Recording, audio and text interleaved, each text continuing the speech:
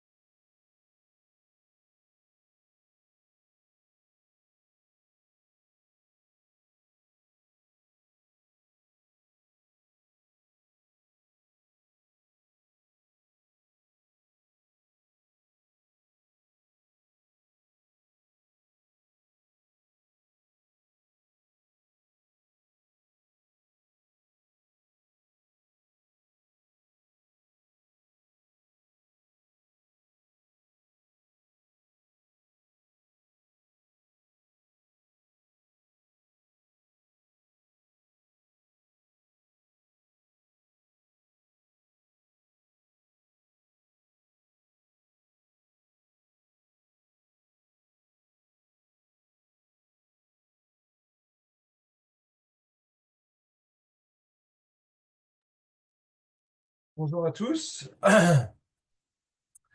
Euh, J'espère que vous avez passé de bonnes vacances et que vous m'entendez bien. Je vais mettre. Ah. Donc, comme d'habitude, hein, si vous vous sentez de mettre la caméra, c'est pas plus mal, ça me permet d'éviter de parler tout seul. Alors, euh, si je me trompe pas, on était rendu là. Quand on a terminé la dernière fois, on parlait euh, de ce qu'il y a au-delà des langages hors contexte, les CFL, Context Free Languages.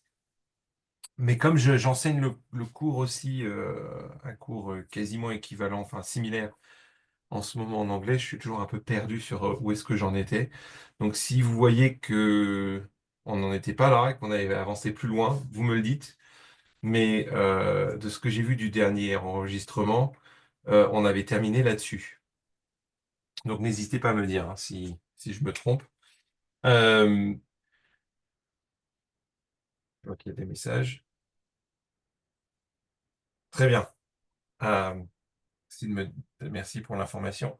Euh, ok, ça là. Donc n'hésitez pas à écrire hein, dans le chat pour interagir, donner des réponses ou faire des commentaires ou poser des questions au fur et à mesure que j'avance dans le cours. Ou simplement, quand vous avez une question, vous pouvez poliment m'interrompre. Il y a pas de problème. Vous enlevez le son et puis vous pouvez aussi utiliser la fonction lever la main. Je vois je vois en même temps que j'écris sur le tableau, je vois comment dire, vos fenêtres personnelles. Donc, si vous utilisez là, en bas, vous avez quelque chose qui s'appelle React, réaction, et vous pouvez faire Raise Hand. Et dans ce cas-là, je vois que vous levez la main et je peux vous donner la parole. Donc, n'hésitez pas à utiliser ce mécanisme-là. Euh, alors, bon, le cours est un peu décousu dans le temps parce que pour des contraintes, pour s'aligner avec les TD, j'ai demandé à ce que mes cours magistraux soient plus euh, tard dans le semestre. À partir de maintenant, ils devraient être beaucoup plus rapprochés, ce qui sera plus facile. Donc, j'espère que vous vous souvenez de ce dont on a parlé. D'une manière générale, comme j'avais dit au début du cours, je pars du principe que vous faites au fur et à mesure les lectures dans le livre, d'accord? Donc, pareil pour les TD et les cours, hein, ça présuppose que vous avez lu le chapitre correspondant et les lectures sont données dans le syllabus pour chaque sujet. Il y a les lectures qui sont indiquées et que vous faites les TD et que vous révisez d'une fois sur l'autre. Enfin voilà, pour pouvoir suivre, euh, faut vraiment être un petit peu au comment dire. Il faut suivre le matériel, le support de cours en même temps. Et donc, il faut pas hésiter quand il y a un cours comme ça qui est 2 semaines après 3 semaines après le précédent, de réviser avant, de revoir pour que ce que je vous raconte là ait du sens. Euh, Parce que voilà, je pense qu'il y a vraiment beaucoup à tirer de ces cours, mais on en tirera plus si vous êtes au fait de tout ça et que vous comprenez de quoi je parle. Euh, ok, donc, donc si je me trompe pas, on en était là. On avait vu donc cette hiérarchie des langages, on avait vu les automates finis, les PDA, push down automaton, automata pile en français. L'équivalent côté grammaire, ce sont les expressions régulières et les grammaires hors contexte, context-free grammar. Euh, et on avait vu donc que ces deux mécanismes-là qui sont équivalents, enfin ces deux modèles, on va dire, équivalents, correspondent à certaines classes, une certaine hiérarchie de langage, d'accord? On appelle cette hiérarchie la hiérarchie de Chomsky. Euh, hiérarchie de Chomsky. Donc une hiérarchie de langage, d'accord, qui va du langage le plus simple au plus complexe. Et vous vous souvenez, par langage, hein, on parle toujours d'un ensemble de chaînes de caractères, mais derrière, le concept de langage est censé modéliser la notion intuitive de problème. D'accord? Et l'automate est une solution au problème. La grammaire est aussi une solution au problème. Peut-être moins directement, puisque la grammaire, elle génère le langage, elle génère les chaînes de caractères dans le langage. Donc c'est un petit peu différent du concept de solution parce que la machine, l'automate, va vraiment répondre oui ou non pour chaque chaîne qu'on rentre. Est-ce que c'est dans le langage ou est-ce que ça n'y est pas? Euh, donc ce langage correspond à la notion de problème, mais on a des problèmes beaucoup plus simples et des problèmes beaucoup plus complexes. Des problèmes très simples ce sont les langages réguliers, un peu plus complexes les langages hors contexte. Et là, donc, on avait terminé le dernier cours en se posant la question, est-ce qu'on peut essayer de concevoir un langage qui n'est pas hors contexte? C'est-à-dire que ni un automate à pile, ni une grammaire hors contexte peuvent résoudre, slash générer. D'accord? Le verbe n'est pas exactement le même. Dans le cas des automates, on dit qu'un automate reconnaît un langage, une grammaire génère un langage. D'accord? Parce qu'on prend le problème un peu de façon différente. La grammaire va vraiment fabriquer, va être faite de telle sorte qu'elle peut fabriquer n'importe quelle chaîne du langage. Alors que l'automate est fait de telle sorte qu'on lui donne une chaîne et il va dire oui ou non si c'est dans le langage. L'approche est un petit peu différente. Euh, donc, alors, on avait terminé en regardant, bah oui, il existe un langage, celui-ci. O-N, A-N, ah non, pas celui-ci, pardon. Euh, pour revenir en arrière, c'est là. Celui-ci. O-N-A-N-2-N, d'accord? Qui est un langage qui n'est euh, qui n'est pas hors contexte. Il ne peut ni être résolu par un PDA, un automate à pile, ni par une grammaire hors contexte. Alors pourquoi 0n, 1n, 2n?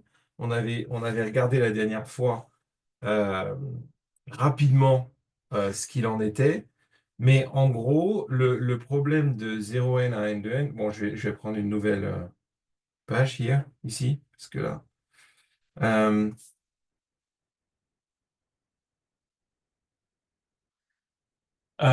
c'est que on peut sans problème gérer 0n, 1n avec une grammaire hors contexte. Donc comment est-ce qu'on va fabriquer une grammaire hors contexte qui permet de générer 0n, 1n? Ben, il suffit de prendre une variable de départ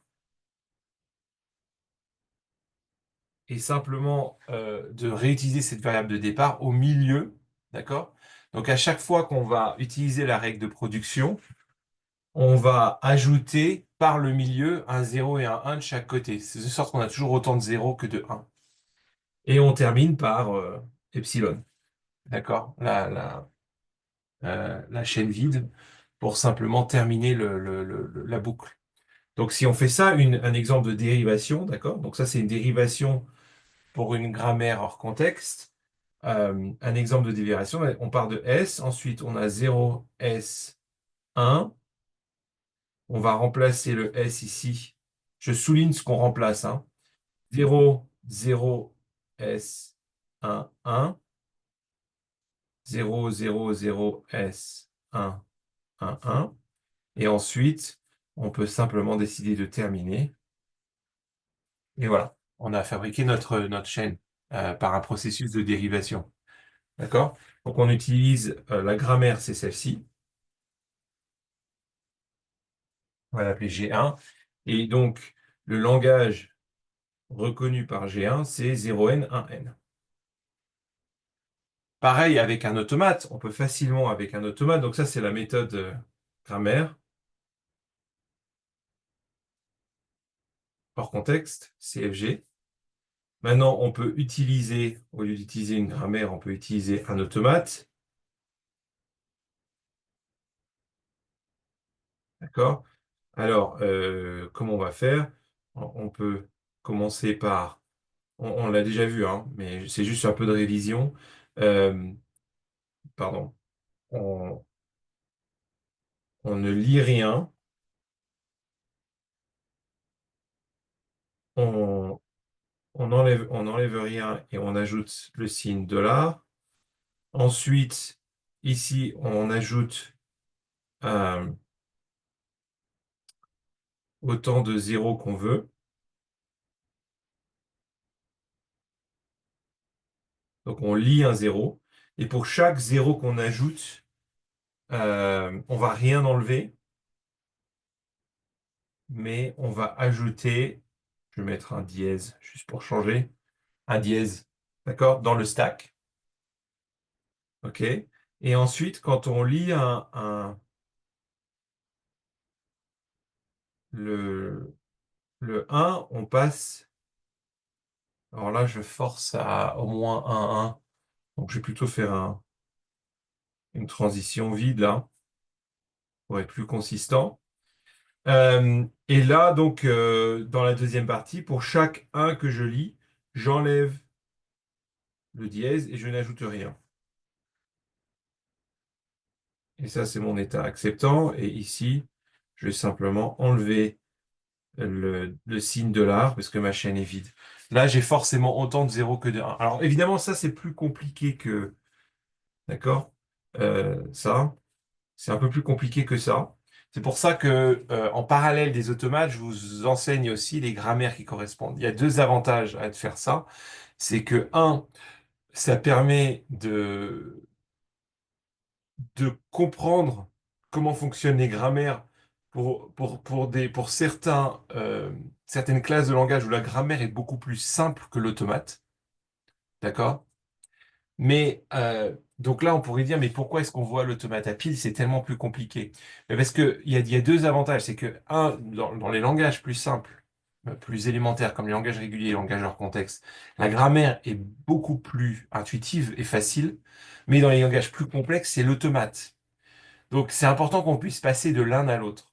Parce que on va complètement lâcher les grammaires quand on va parler des machines de Turing, parce que la machine de Turing, d'une certaine manière, en termes d'intuition et de simplicité, elle dépasse totalement sa grammaire équivalente. Elle est bien, bien plus intéressante.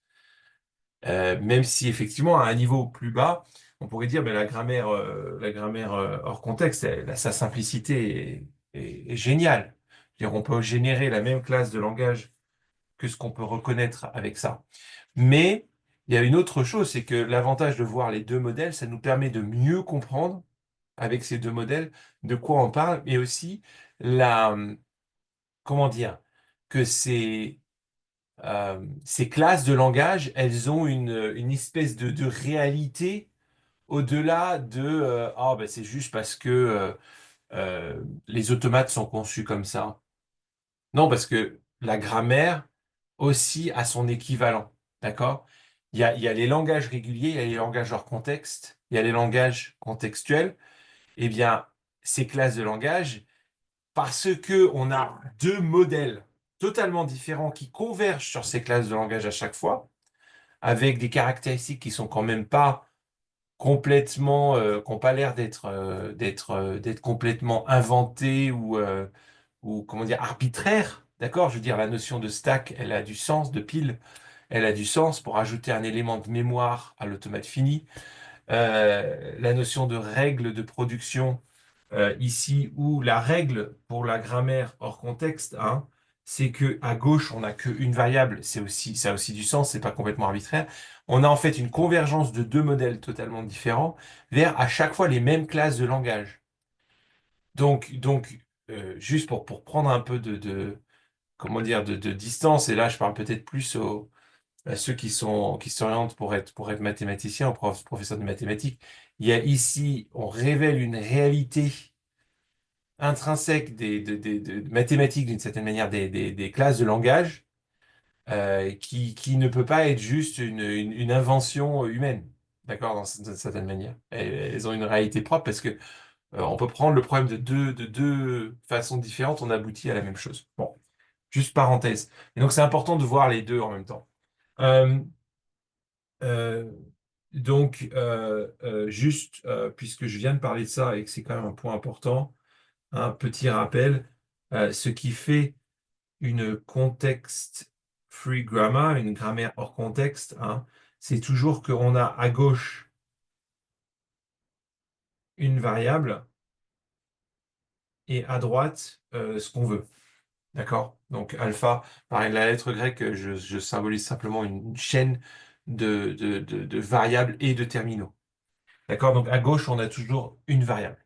C'est ça qui fait la grammaire hors contexte. Euh, et c'est la grammaire la plus importante, la plus performante, la plus intéressante d'une certaine manière, comme on va voir. Et elle est énormément utilisée, comme j'avais dit à la fois, dans tout ce qui est compilateur, etc. Ok, je reviens à mon PDA ici, Automate à pile. Donc là, c'est pareil, je reconnais la même classe de langage. Donc j'ai un système de... Je reconnais le même langage, 0N, 1N. D'accord? J'ai un système de stack ici où tout en bas, je vais avoir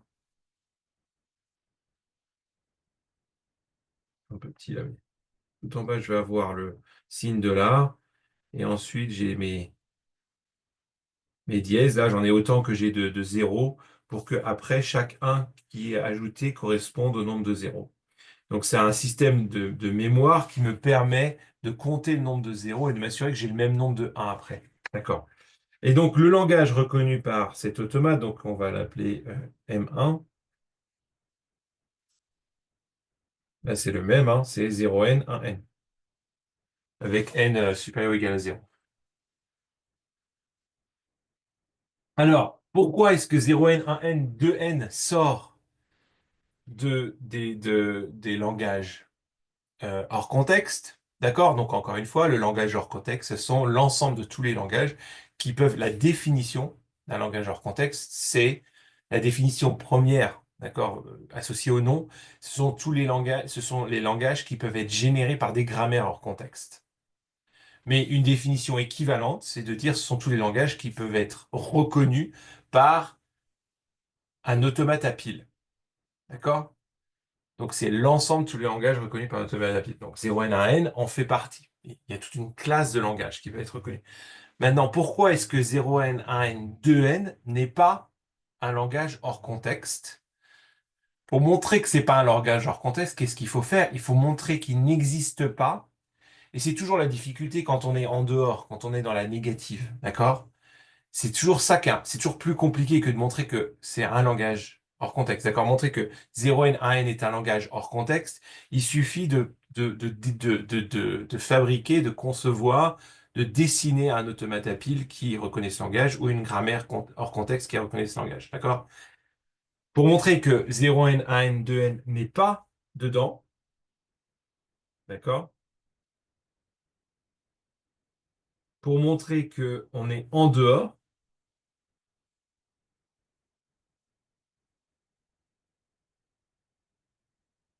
il faut montrer qu'il n'existe pas. Alors ça, c'est pas forcément facile à faire. On va pas faire la preuve là tout de suite. Il y a un théorème, le lemme de la pompe, qui permet de prouver qu'un langage n'est pas hors contexte. Il y a un certain mécanisme pour faire ça, mais on va pas le voir. Il est dans le livre, de fait.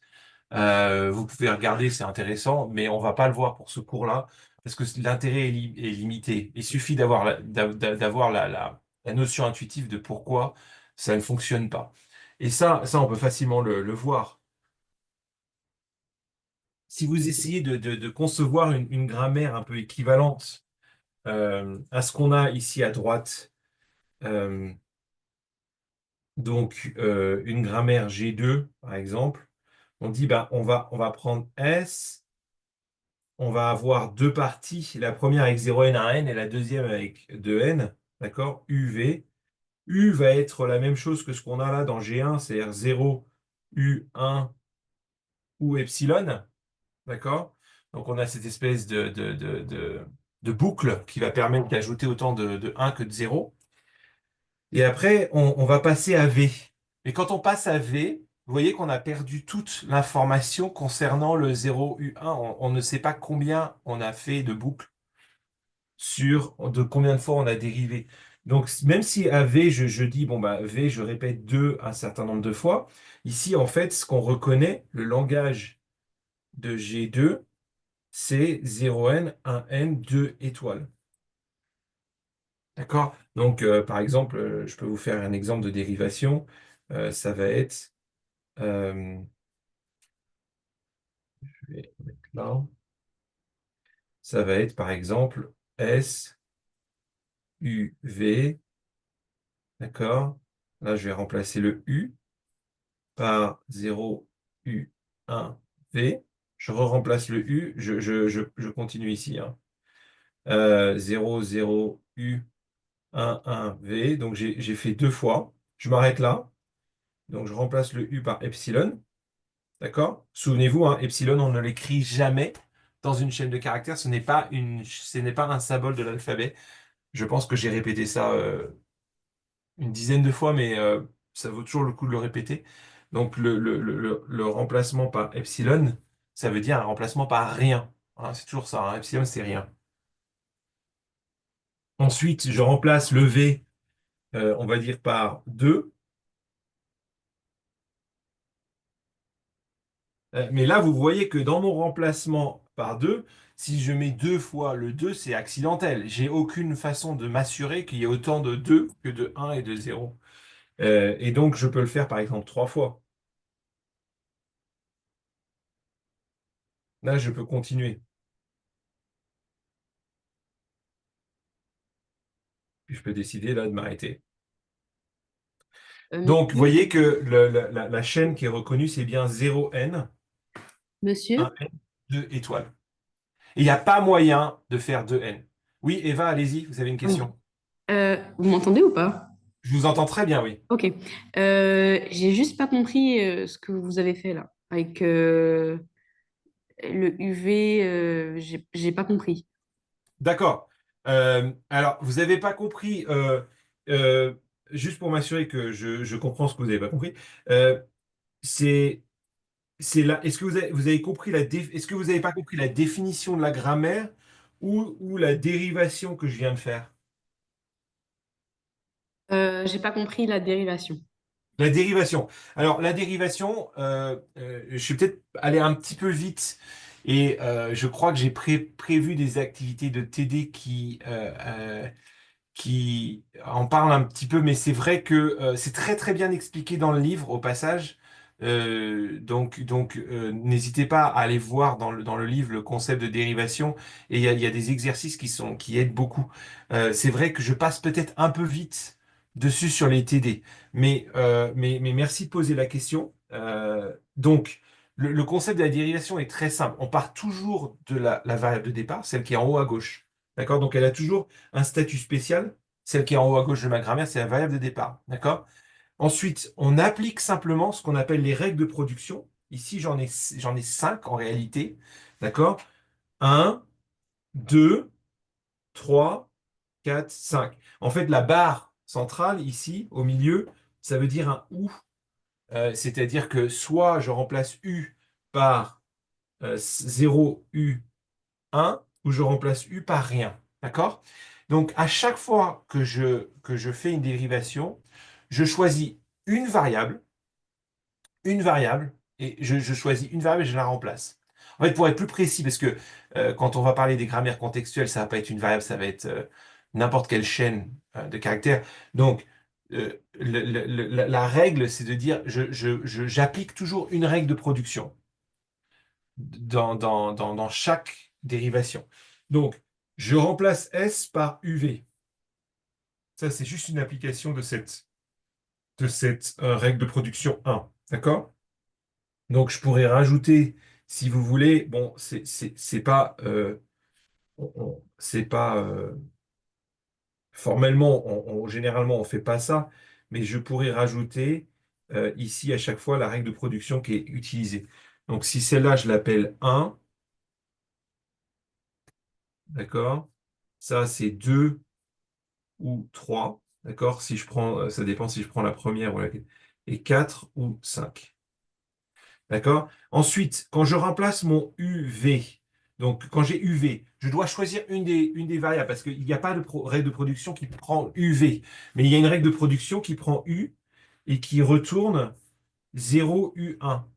Donc, c'est celle-là que je prends. Donc, je remplace mon U par 0 U1. Je touche pas au V. Ensuite, je prends le U ici et je le remplace par 0 U1 encore. Donc, si je continue ici de numéroter, ici j'ai utilisé la numéro 2, là j'utilise la numéro 2 encore, là j'utilise la numéro 3, pardon. Donc, qu'est-ce que j'ai fait ici? J'ai pris le U et je l'ai remplacé par epsilon. Donc, j'ai pris le U et je l'ai remplacé par epsilon. Ensuite, là, pour la suivante, je prends le V, je remplace par 2V. Je reprends le V et je remplace par 2V, de nouveau. Et je fais ça une troisième fois. Enfin, là, le V par 2V. Et ensuite, je prends le V et je le remplace par epsilon. Donc, si je continue ici ma numérotation, là, pour le V remplacé par 2V, c'est la numéro 4. Règle de production numéro 4. Règle de production numéro 4. Règle de production numéro 4. Et règle de production numéro 5. Est-ce que ça aide? N'hésitez pas à Et me dire. du coup, on est Oui. d'accord que on s'arrête à partir du moment où on n'a que des zéros, un ou 2. On va pas plus loin après. Tout à fait. On n'a pas le droit de s'arrêter sur une chaîne qui contient des variables. Ça s'appelle une chaîne non valide. D'accord? Donc il y a un terme, d'ailleurs c'est bien expliqué dans le livre. Donc ça, c'est une chaîne non valide. Ça, c'est une chaîne valide.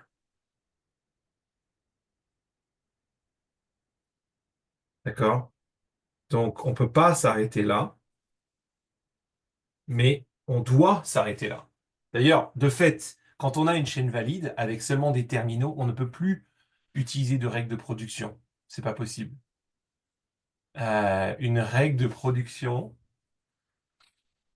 alors ce ne sera pas tout à fait vrai quand on parlera des grammaires sans contrainte. Mais dans le cas d'une grammaire hors contexte, comme à gauche de la règle de production, on a forcément une variable, eh bien une chaîne qui ne contient que des terminaux est forcément une chaîne. C'est forcément la chaîne finale. Est-ce que ça va? N'hésitez pas, hein. Continuez de poser des questions.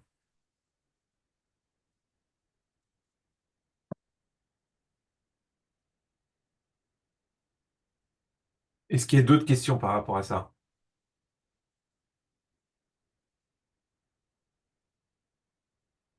Ok. Donc, alors, est-ce que vous voyez, j'espère aussi que vous voyez pourquoi 0n à n, 2n ne peut pas être connu. Il y a pas moyen d'organiser ces grammaires-là. Le seul moyen, si vous voulez, d'avoir 0n à n, c'est d'insérer par le milieu en faisant ça, d'accord, qui est l'équivalent de ça. Avec cette récursion, ça s'appelle des règles de production récursive, c'est-à-dire que on a la variable qu'on a avant la flèche, on l'a aussi à droite, d'accord?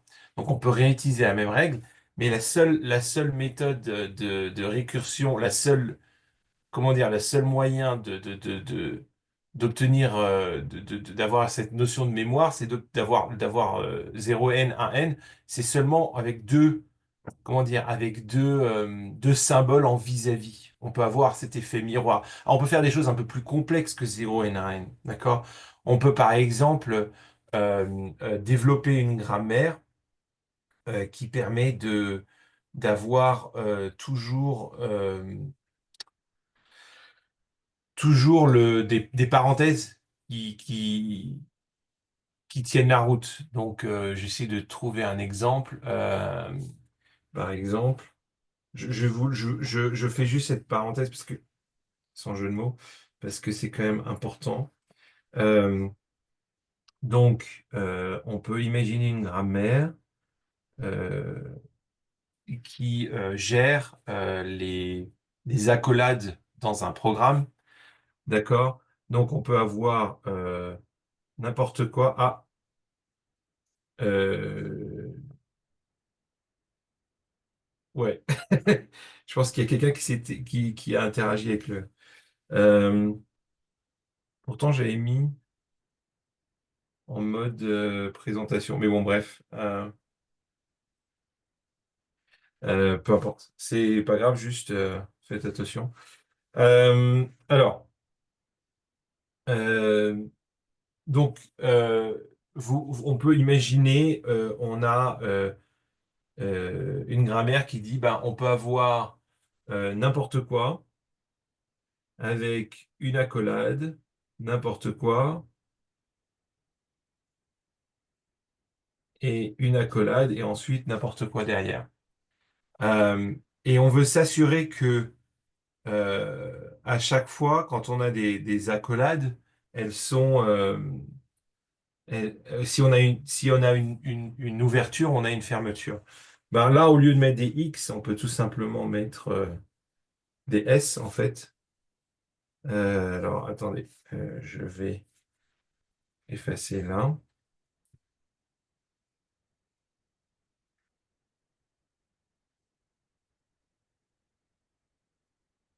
S, S, S, ou n'importe quoi. D'accord? Et X, on peut dire, c'est n'importe quelle succession de caractères, euh, je vais appeler ça blablabla, peu importe. On peut avoir une définition complexe de X où on dit que c'est n'importe quelle succession de caractères, d'espaces, de caractères alphanumériques. Voilà. Alors, c'est intéressant parce que si on regarde, effectivement, avec ce genre de système, on peut développer euh, des choses assez complexes. Mais normalement, euh, ce genre euh,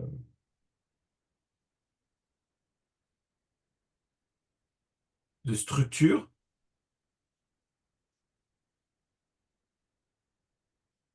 est possible.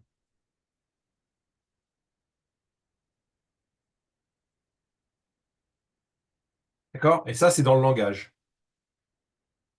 Donc, on peut avoir des accolades qui sont imbriquées les unes dans les autres, qui sont à côté les unes des autres, mais à chaque fois qu'on ouvre une accolade, on la ferme. On a des blocs. On a une structure de blocs, comme on aura dans Java, ou dans Python, c'est moins clair parce qu'ils n'utilisent pas vraiment ce système d'accolade, mais dans Java ou dans C, on va avoir ce système d'accolade et il est clairement. Et donc la grammaire permet de vérifier, par exemple, que le programme correspond à bien la bonne structure d'accolade. Voilà. Donc ça, c'est un exemple typique d'utilisation concrète, pratique des grammaires hors contexte par les compilateurs. Ok. C'était juste une parenthèse. Maintenant, je reviens à mon problème de 0n à n2n. Dans le PDA, bah, on a le même problème. C'est-à-dire si on essaye de. Là, c'est encore plus simple de voir avec le PDA, hein, qu'on ne peut pas ajouter le 2n. Une fois que vous avez euh, ajouté vos zéros et vous avez mis vous avez empilé vos dièses pour chaque zéro que vous avez mis. D'accord? Ensuite, quand vous êtes ici, vous désempilez vos dièses pour chaque 1 que vous rajoutez. De sorte qu'à la fin, si vous avez mis 13 zéros, vous avez 13 1. D'accord? Et une fois que vos 13 1 ont été ajoutés et que vous videz complètement la chaîne, vous arrêtez. Mais si on voulait ajouter ici les deux, qu'est-ce qui se passe? D'accord? Bah, ce qui se passe, c'est que si on essaye ici d'ajouter, on lit un 2 et ben, on va se retrouver avec le même problème. C'est-à-dire qu'on peut ajouter un certain nombre de 2 ici, autant de fois qu'on veut, et à la fin accepter, mais on va pas pouvoir réutiliser l'information ici, puisque les dièses sont partis. Donc il n'y a plus de moyen de réutiliser cette information-là. Donc on peut très bien ajouter des 2 là, mais le nombre de 2 qu'on va rajouter est totalement arbitraire. Donc de la même manière, on va pouvoir euh, facilement reconnaître ce langage-là, mais on ne va pas pouvoir reconnaître ce langage-là.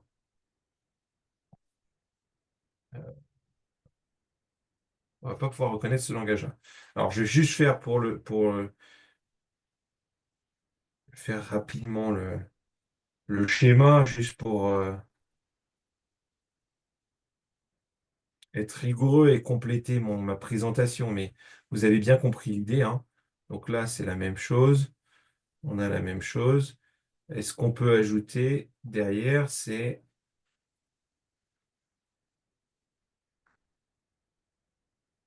Donc ça, c'est pareil. Ce qu'on peut ajouter derrière, donc, c'est de dire, ben, on va rajouter un... Donc là, pareil, on fait une transition vide et on rajoute un certain nombre de 2. Mais il n'y a vraiment rien qu'on peut faire ici. Il n'y a rien qu'on peut faire d'autre que ça parce qu'on n'a plus d'informations. On n'a plus... Le stack est totalement vide. D'accord? Et ensuite, on peut juste simplement ajouter la transition finale. D'accord?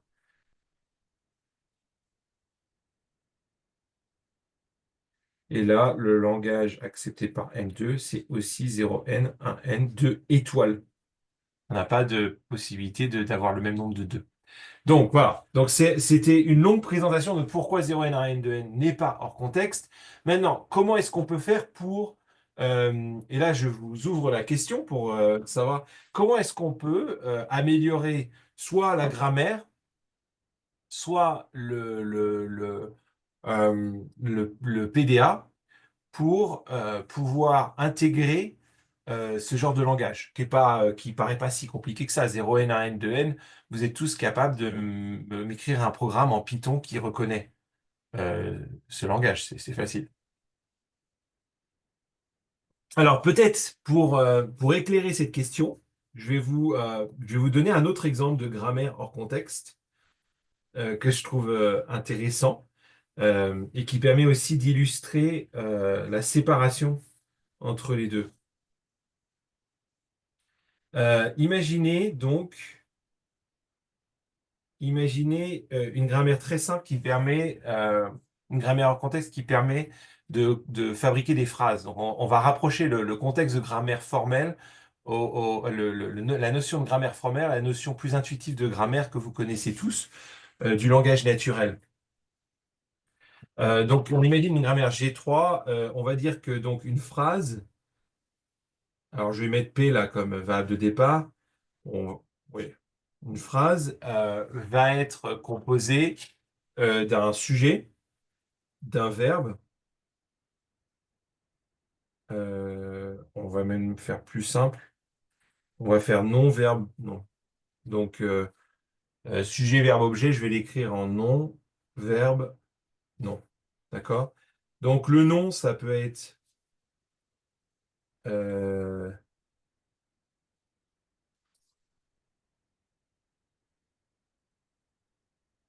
la souris. Donc, c'est plutôt un groupe nominal. Je mets l'article avec le nom.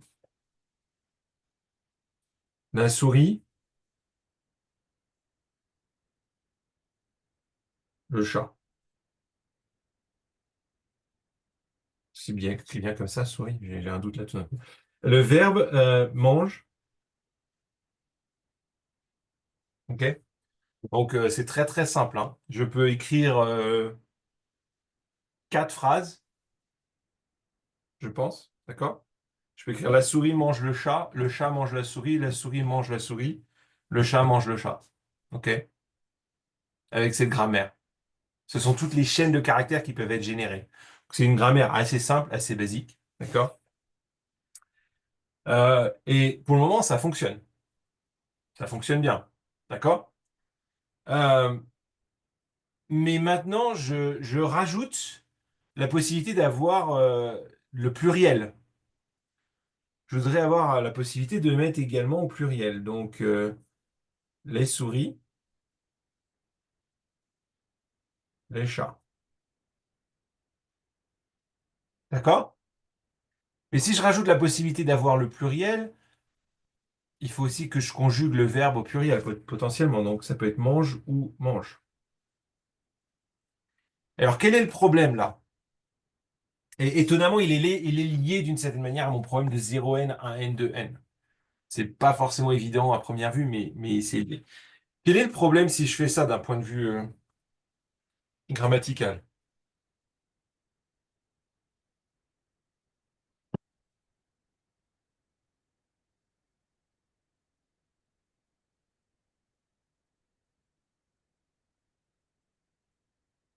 Pourquoi elle n'est pas correcte, là, ma grammaire, du point de vue du français?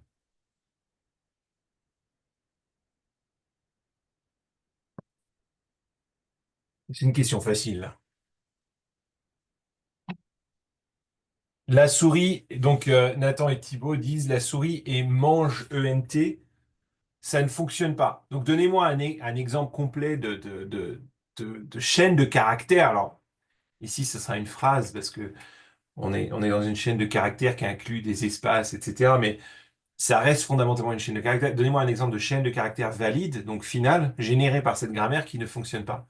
Voilà, la souris mange, comme vient de dire, la souris mange ENT le chat. Effectivement, on peut générer avec G3. Donc formellement, la façon dont on peut l'écrire, c'est euh, euh, la souris.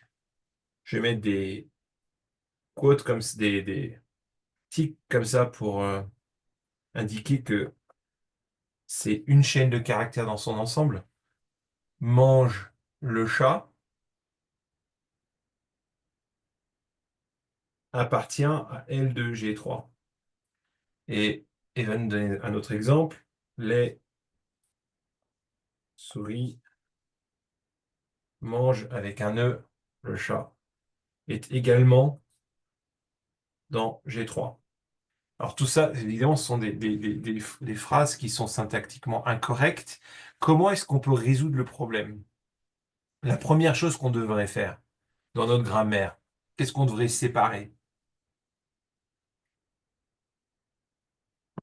Bah, les pluriels du singulier. Tout à fait, pluriel du singulier. Donc on va faire une grammaire, on va dire, on a non, verbe, non, très bien, mais non peut être non singulier. Alors je mets deux, alors ouais, là c'est pas forcément idéal parce que ça peut porter à confusion. Je vais mettre non singulier comme ça, ou non pluriel. Le verbe peut être verbe singulier ou verbe pluriel. La première chose à faire, c'est quand même de séparer les deux. D'accord? Euh, et ensuite, on va, euh, on va dire, bah, mes noms singuliers, ça va être la souris, le chat. Non pluriel, ça va être les souris, les chats.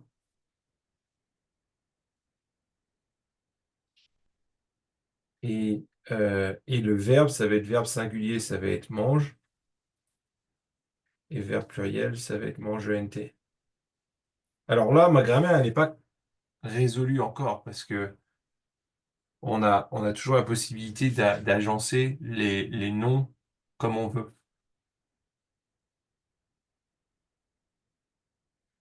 Alors, une solution, ça peut être de dire, ben, on va dire nom singulier, verbe singulier, ou nom pluriel, verbe pluriel, non. Euh, mais le problème, si on fait ça, c'est qu'on perd cette idée que fondamentalement, la structure reste non, verbe, non. Donc, on a, on a séparé les deux, mais alors ici, on ne le voit peut-être pas, mais si on essaie de complexifier le problème, on va avoir des grammaires extrêmement complexes qui vont pas pouvoir rendre compte de toutes les possibilités et de toutes les situations. Là, on a simplement à accorder le nom avec le verbe, mais si maintenant on ajoute la notion de déterminant, d'article, d'article et de nom. Maintenant, l'article doit aussi s'accorder avec le nom. Et donc, on va devoir multiplier comme ça toutes les possibilités Euh, et on va obtenir une grammaire extrêmement complexe qui va pas en fait pouvoir rendre compte de toutes les possibilités. Donc, en fait, il faudrait que je prenne un exemple plus compliqué et j'ai pas le temps là. Donc, une autre approche, c'est de dire, mais plutôt que de limiter à gauche. En fait, fondamentalement, le problème, c'est que à gauche, on n'a pas le contexte. D'accord? Donc, quand on choisit un verbe, euh, le verbe, il est choisi en dehors de tout contexte. Euh, euh, attendez, je vais essayer de montrer ça. Ici, quand vous choisissez votre verbe, d'accord?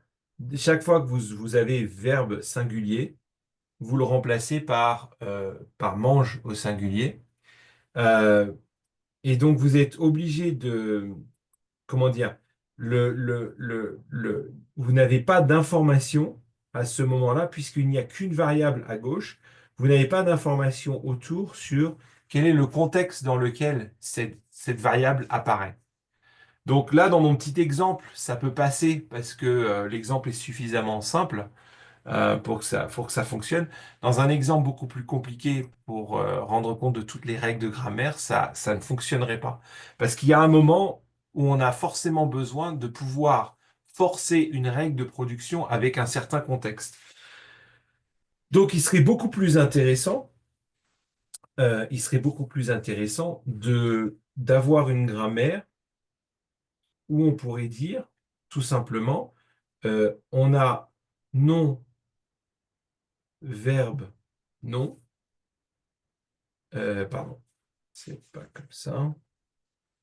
Phrase non, verbe non. Si le nom, alors le nom peut être singulier ou pluriel.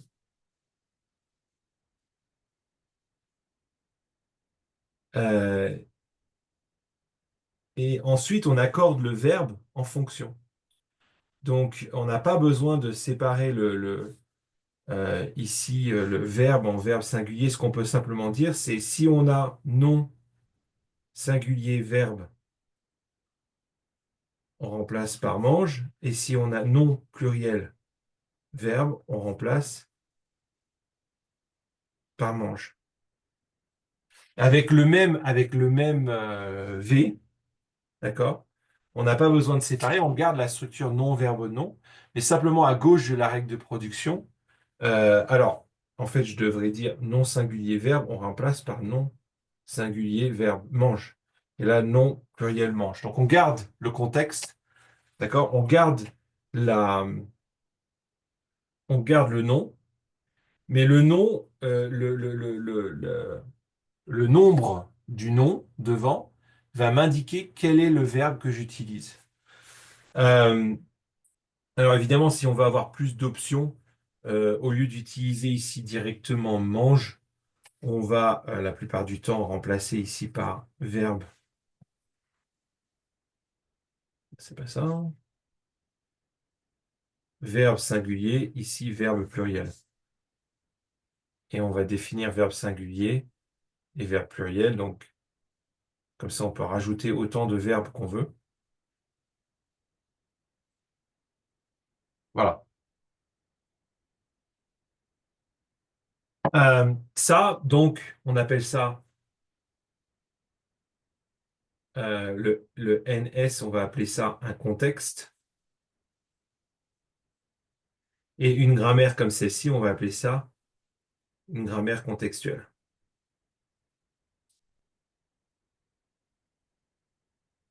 Donc ce n'est pas une grammaire hors contexte parce qu'on n'a pas à gauche seulement une variable, on a bien une variable avec un contexte autour. Donc, la règle générale des grammaires contextuelles, d'accord, c'est on a un contexte alpha, bêta autour d'une variable à gauche de la règle de production. Et à droite, on garde ce contexte alpha-bêta avec autour de ce qu'on veut. Donc en fait, on garde si vous voulez, la grammaire hors contexte, c'était vraiment ça.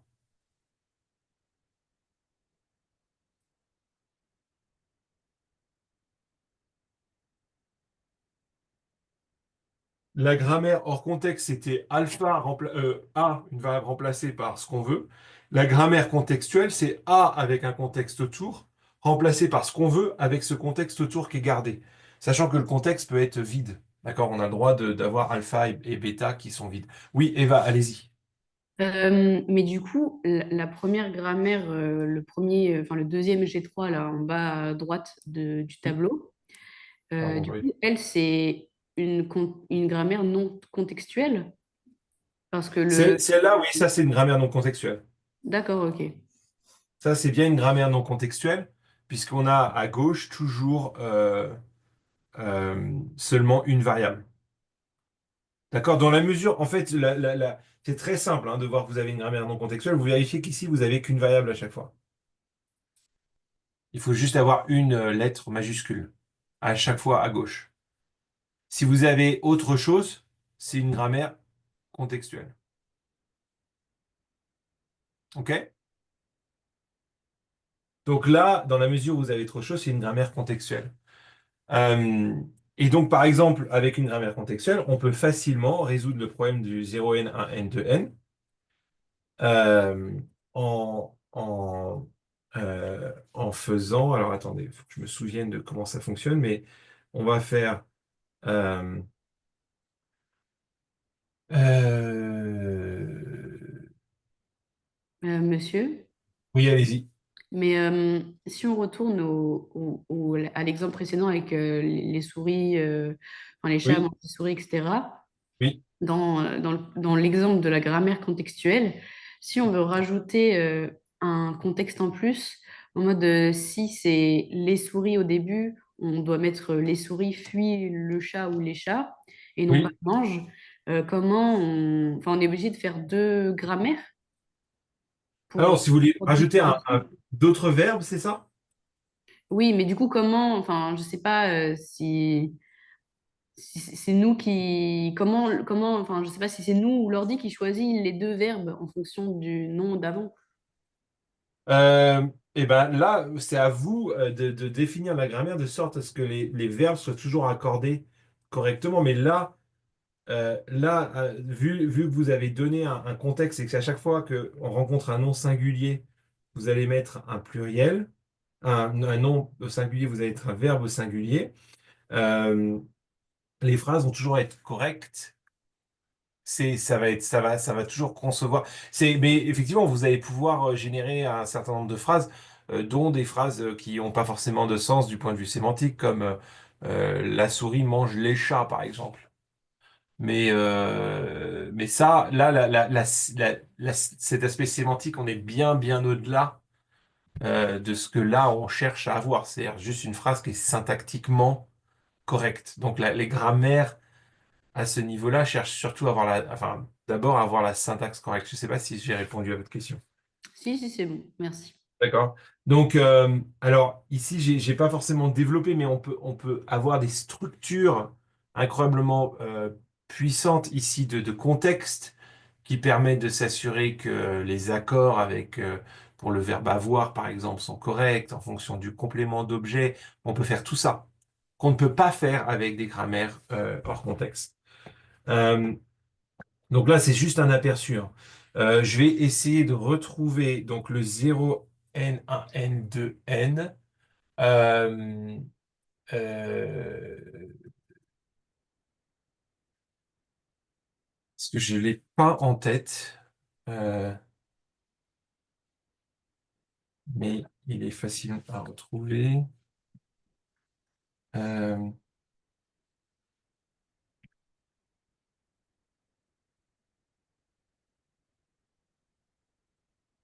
c'est ça, S 0SBC.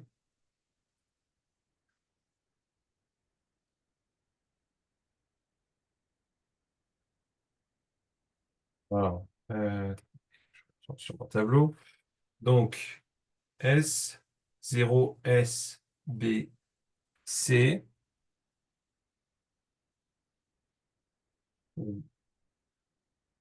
et ensuite euh, S0BC,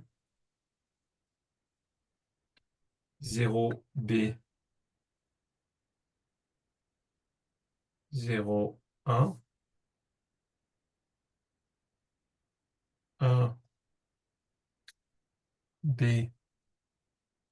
1,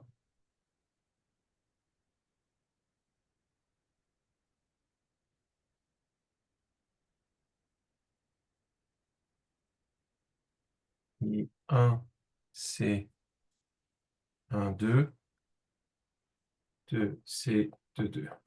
OK. Donc, avec cette grammaire-là, donc vous voyez bien que c'est une grammaire contextuelle, vous pouvez générer donc 0n, 1n, 2n. Donc, je vais vous faire une démonstration. Vous faites, donc en fait, vous faites ici autant de récursions que vous voulez de 0 et de 1 et de 2. D'accord, tout simplement. Donc, 0 S, B, C, vous pouvez remplacer par, donc je vais le faire 3 fois, hein. 0, 0. Alors là, il faut remplacer le S, hein. Donc le S par 0 SBC, donc 0 SBC, BC.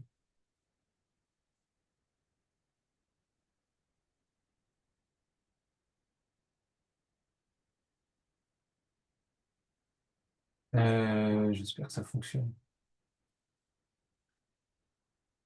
Je crois que oui. On va voir. On va voir si ça fonctionne. Mais normalement, oui. 0 0, là, je remplace le S de nouveau par 0 SBC, BC, BC. Euh, ah oui, si, j'ai oublié. J'ai oublié que ici, il faut CB remplacé par BC. Le CB devient un BC. Donc là, je prends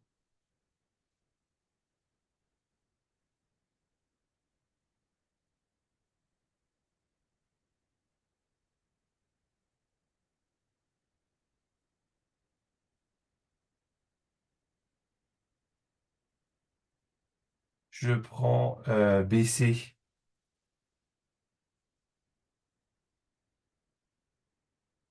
Euh, attendez, j'ai un doute. CB.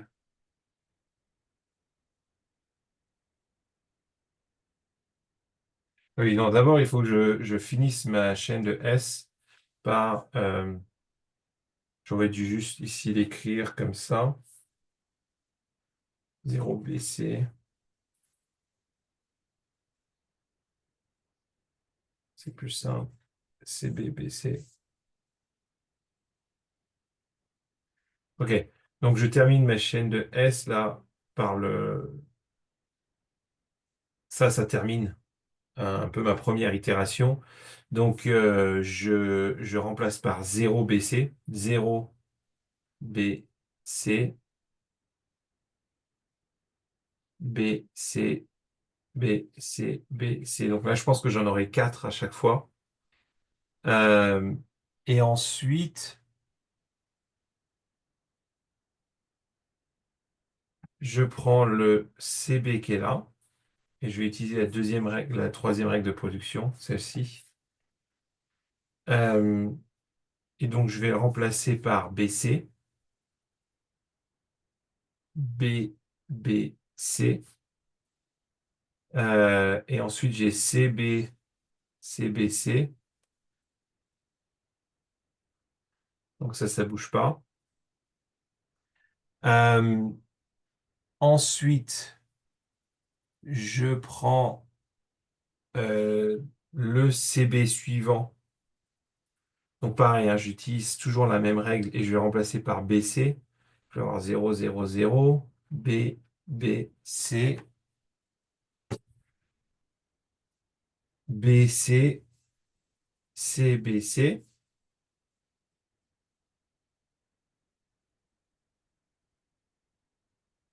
D'accord. Et ensuite, je refais une dernière fois avec le CB qui est là. Euh,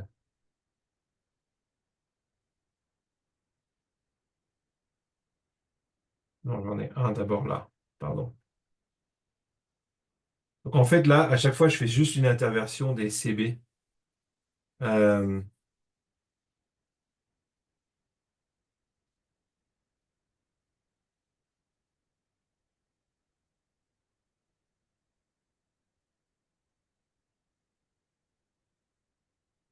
ah, ouais, ça va être un peu long parce qu'il faut à chaque fois, en fait, ça déplace.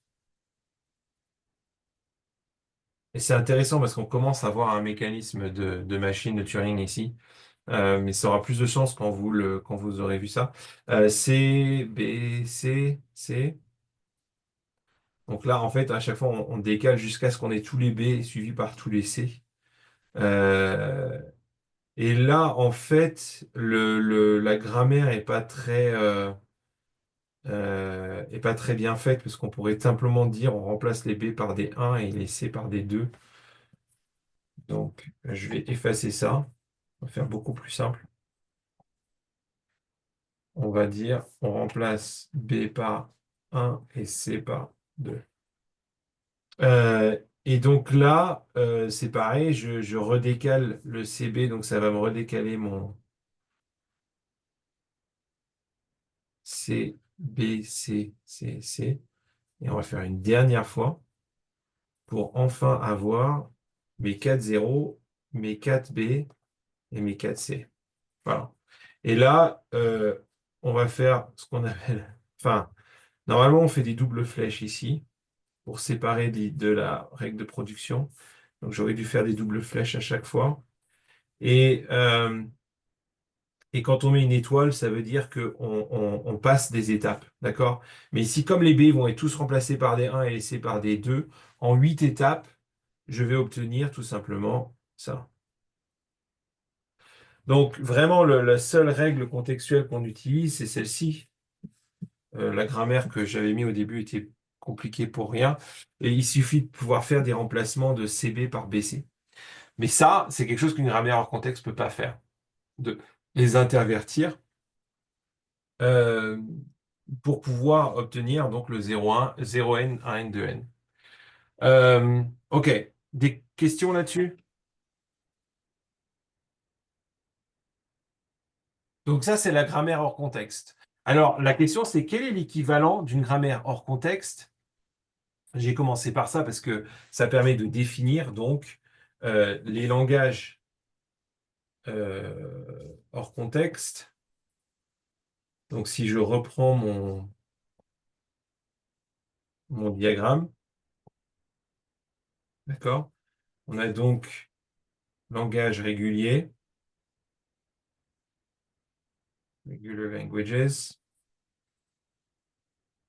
context-free languages, context-sensitive languages, d'accord? Et correspond à ça du point de vue des grammaires. Donc, on a des expressions régulières,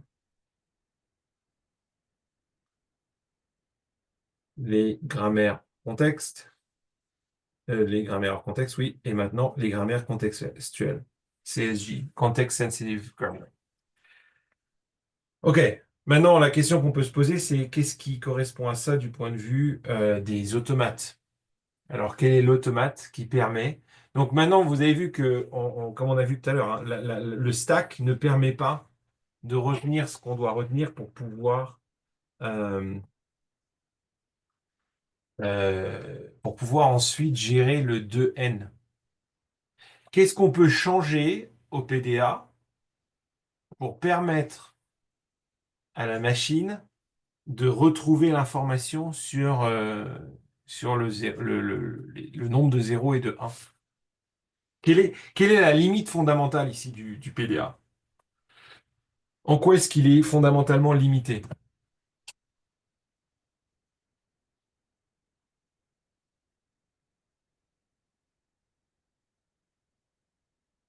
Qu'est-ce qu'il faut améliorer? Je vous pose la question. pour que pour vous amener à la réponse et à comprendre comment on va au-delà du... Ça, c'est pas si compliqué que ça.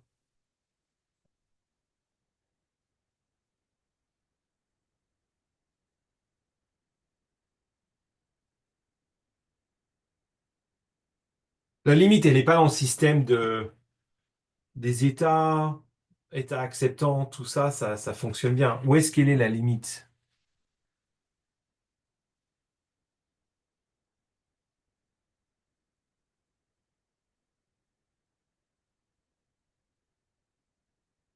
Qu'est-ce qui fait dans le PDA qu'on ne peut plus, une fois qu'on est rendu là, je vais plutôt prendre ça comme exemple, d'accord? Une fois qu'on a géré cette première partie, on a autant de 0 que de 0 que de un, et on ne peut plus ensuite s'assurer qu'on a le même nombre de 2. Pourquoi?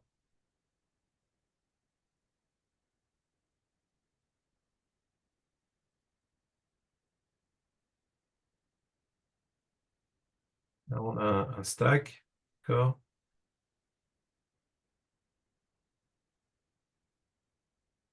Et ensuite, là, il est vide. Il n'est pas complètement vide, mais il n'y a plus que le signe de là.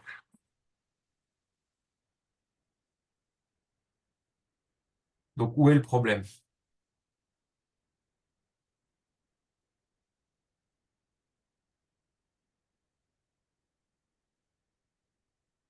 Et je veux ici pouvoir avoir 2n.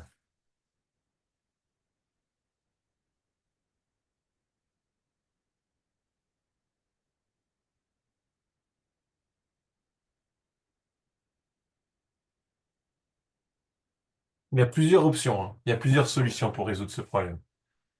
Donc, n'hésitez pas à proposer des solutions.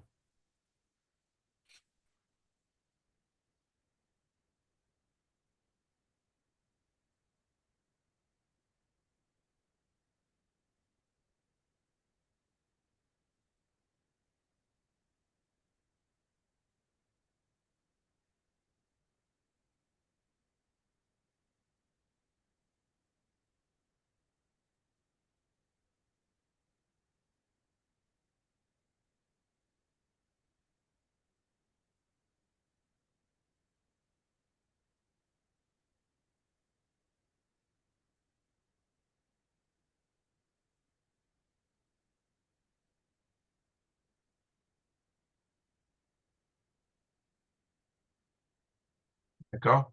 On n'a plus l'information sur le nombre de 0 et de 1, puisqu'on a utilisé déjà l'information dans le stack, dans la pile.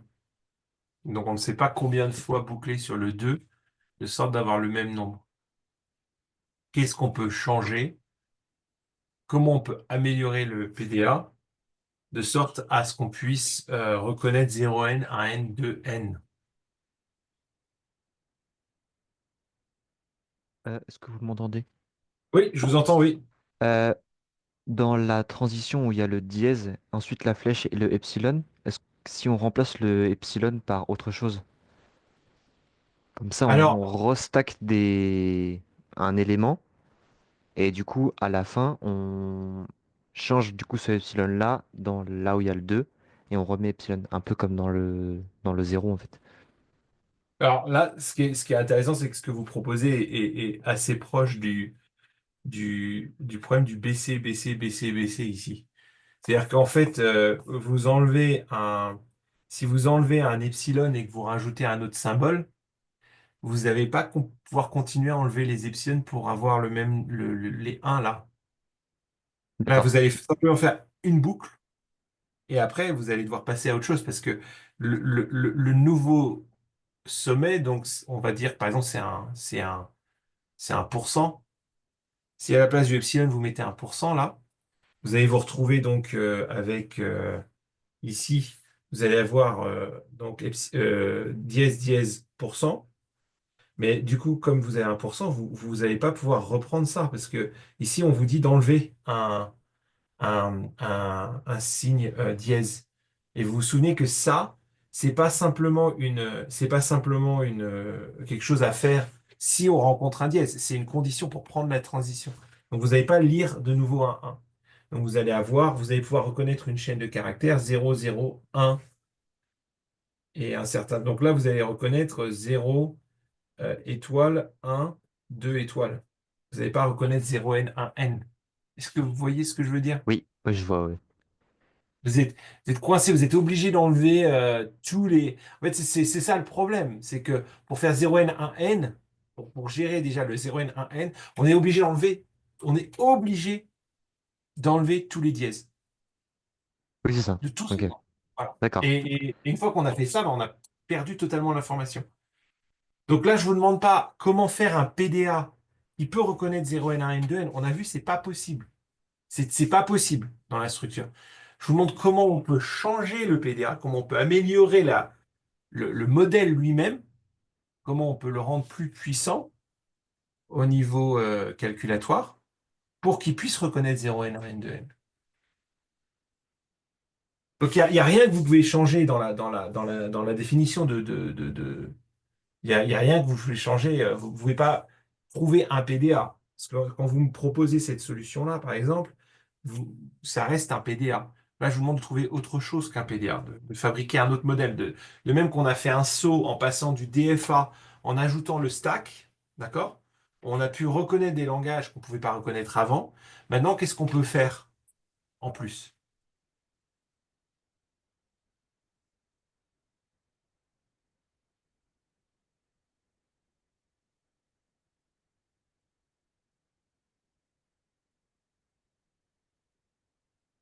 Allez-y, c'est vraiment. Il y a plusieurs options et il y a pas de mauvaise idée.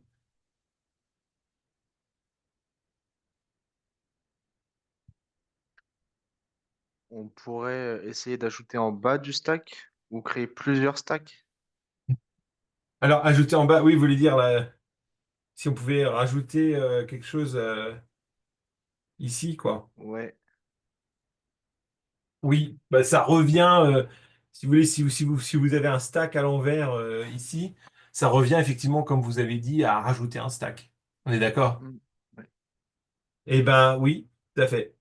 Si on rajoute un deuxième stack, on peut reconnaître 0n, 1n, 2n. C'est une bonne réponse. Il y a une autre solution qui est encore plus simple d'un point de vue, et qui est équivalente en fait en termes de calcul. Quelqu'un a une idée? Donc, le double stack, oui, c'est un modèle qui fonctionne et qui est équivalent aux machines de Turing. L'autre option, c'est la machine de Turing, qui revient à faire quoi?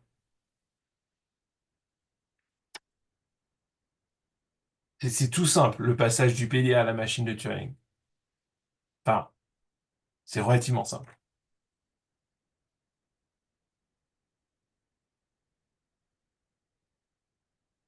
Au lieu d'avoir un stack, qu'est-ce qu'on peut avoir qui est plus performant qu'un stack, qu'une pile? Qu'est-ce qui nous donne beaucoup plus de capacité qu'une pile? La pile est extrêmement limitée. C'est le but hein, du PDA, c'est d'avoir un système de mémoire très rudimentaire. Comment est-ce qu'on peut considérablement améliorer ce système de mémoire de façon très simple?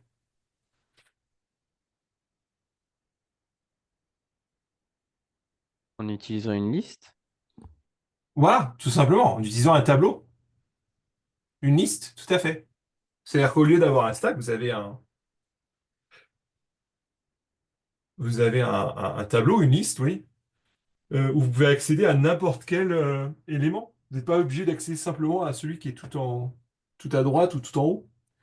Bah, ça, c'est la machine de Turing, tout simplement. Donc, c'est la fin de notre session. Donc, je vais pas commencer. Mais je vous dis en 2 minutes, parce que c'est quand même important, en 1 minute. La machine de Turing, ça va tout simplement être donc la même chose qu'un PDA, mais vous allez avoir en fait un tableau, on va appeler ça une bande, tape en anglais, une bande avec des cellules et vous pouvez naviguer à droite ou à gauche. Alors pour garder un modèle très simple, hein, parce qu'on est toujours dans l'idée d'avoir des modèles les plus basiques, les plus simples possibles, on va simplement autoriser donc la lecture et l'écriture dans cette bande. et de se déplacer à gauche ou à droite. Et alors, on va voir qu'en fait, assez étonnamment, le modèle de la machine de Turing est quasiment plus simple que le PDA parce qu'on n'a plus besoin d'avoir d'un côté la chaîne qu'on va lire et de l'autre côté le stack. On n'a plus besoin de séparer. Pourquoi? Parce que maintenant, on peut mettre la chaîne qu'on va lire dans la bande, puisque de toute façon, on peut naviguer à droite, à gauche. On peut lire cette chaîne de caractères à droite et à gauche sans problème. Et on peut en plus écrire dessus ou écrire à côté, d'accord?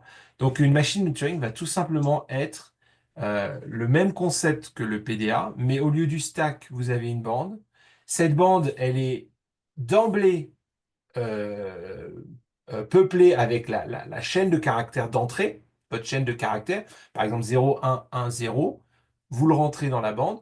Vous avez à gauche, vous avez une barrière, vous avez une limite, d'accord, une borne. Vous ne pouvez pas aller plus à gauche. Et à droite, vous avez autant de bandes que vous voulez. Et chaque cellule est par défaut avec un symbole qu'on appelle le blanc, blank. Et vous pouvez donc naviguer sur la bande à droite, à gauche, toujours en utilisant le système d'état et de transition. Et chaque transition peut aller à droite ou aller à gauche et lire et écrire sur la bande. D'accord? Tout simplement. Donc, on va voir la prochaine fois donc le principe de la machine de Turing et le rapport avec les langages hors contexte, parce qu'en fait, la machine de Turing, elle est plus puissante que les langages hors contexte. Donc, on fait un bond là en avant. Mais donc, on verra ça la prochaine fois. Lisez bien le chapitre 3 pour essayer de bien comprendre comment fonctionne la machine de Turing avant le prochain cours. Et vous verrez, c'est sympa à étudier parce que finalement, c'est dans un sens beaucoup plus simple que l'automate à pile. Voilà. Je vous remercie pour votre attention. On est arrivé au bout de la Oui, session. j'ai juste Et une donc, je question. vous... Oui, allez-y. Du coup, on va voir la semaine prochaine pour la machine de Turing et on a le projet à rendre sur la machine de Turing la semaine prochaine aussi ou pas? Je crois que c'est prévu fin de semaine prochaine, hein, c'est ça, Ok, hein, Oui, c'est oui. ça. Alors, ah oui, par contre, le prochain cours, je crois est-ce il est Il est lundi? mercredi prochain, je crois. Ah, et mercredi prochain. Ah oui, c'est vrai que C'est pour ça. c'est un peu juste. Ouais, merci ouais, c'est vrai que j'avais espéré qu'on ait un cours ce mercredi et lundi prochain, mais on n'a pas. C'est un peu dommage. Dans ce cas-là, on va décaler d'une semaine. Ce sera plus raisonnable. Donc, je vous enverrai un email pour confirmer ça, mais on va décaler la semaine d'après. Effectivement. Merci. Merci d'avoir pointé ça. Merci. Bonne fin de journée. Et Au moi, revoir. j'avais une autre question. Oui, allez-y. Oui. Pour le partiel, du coup, ce sera quoi un peu le Bah, sujet? ce sera sur quoi? Oui, voilà, Enfin, c'est sur censé quel... être quoi? Le partiel, on parle du partiel du fin de semestre, c'est ça? Celui Bah, celui qu'on attend enfin, la semaine prochaine. la semaine prochaine, ouais. Ah, ils ont oublié de me prévenir de ça. Oui, alors ce sera parce que je ne savais pas ils avaient annulé. Le poids est très faible hein, sur ce truc-là, parce que je préfère donner plus de poids au programme. Euh, Ce sera sur ce qu'on a vu Il est quand la semaine prochaine? Non, en fait, je crois qu'il est la C'est semaine lundi dans 2 semaines. à Un lundi. lundi dans 2 semaines. Oui, voilà, c'est ça. Donc, on va couvrir. On aura le temps la prochaine fois de voir l'intégralité des machines de Turing. C'est vraiment pas très compliqué. Donc, on va couvrir l'intégralité de la première partie du cours, donc jusqu'aux machines de Turing et au langage hors contexte, langage contextuel. Donc, ce sera tout ça, ce sera plutôt genre QCM. Donc, assez simple, avec quelques petits exercices. Justement, typiquement, écrire une grammaire hors contexte qui permet de reconnaître ce langage, des choses comme ça. Donc, quelques petits exercices euh, ou questions du genre, est-ce que ce PDA peut reconnaître est-ce que ce PDA accepte cette chaîne de caractères? Vraiment pour vérifier que vous avez bien compris tous ces concepts-là. Mais plutôt forme QCM, ouais. Ok, merci. Voilà. Bonne fin de journée. N'hésitez pas si vous avez d'autres questions. Au revoir. Au revoir. Au revoir. Au revoir. Au revoir.